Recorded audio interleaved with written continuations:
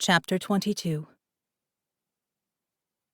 Spinelli strode into Captain Jackson's office and took a seat in the chair across from her desk, rather than on her two-drawer file cabinet where he usually took up residence. "Well, what's the scoop on Lucas the Greek?" Jackson asked. Spinelli cleared his throat.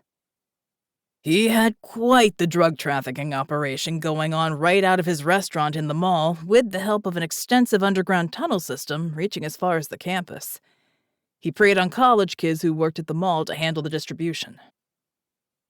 Jackson cocked her head to the side. "What do you mean? How did he get them to work for him?" He would invite the kids to join in an after-hours card game at his restaurant. The drugs, alcohol, and women made it appealing to the kids.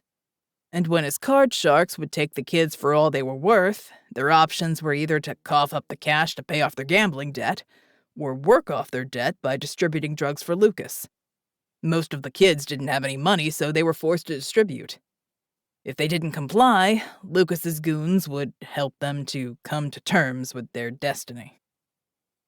Jackson raised an eyebrow. Spinelli pressed on. Anyhow, at some point, Victim Reed apparently confided in Victim Hudson about the operation, and they both wound up dead. The kid in the hospital, Jared, got pounded by Lucas's muscle men because they caught him talking to Miller. They'd discovered Miller's a cop. As it turns out, Lucas has been running this operation for 20-plus years out of the mall, recruiting new college kids in as others left the operation. So one minute these kids are partying and having the time of their lives, and the next minute they find themselves deep in debt and desperate. Desperate enough to risk going to jail for drug distribution. Spinelli nodded. That about sums it up.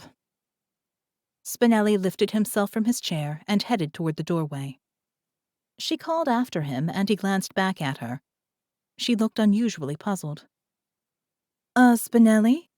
Why are you still dressing like Santa? You've solved the case. Your undercover job as Santa is over." Before he could answer Jackson, the sound of women's heels clicking on the old hardwood floor echoed throughout the precinct. They both turned their heads in that direction to find Shannon crossing the precinct floor, dressed in her little Santa helper outfit. Spinelli turned his head back in Jackson's direction. He flashed his lady killer smile, wiggled his eyebrows a couple of times, and finished off with a little wink.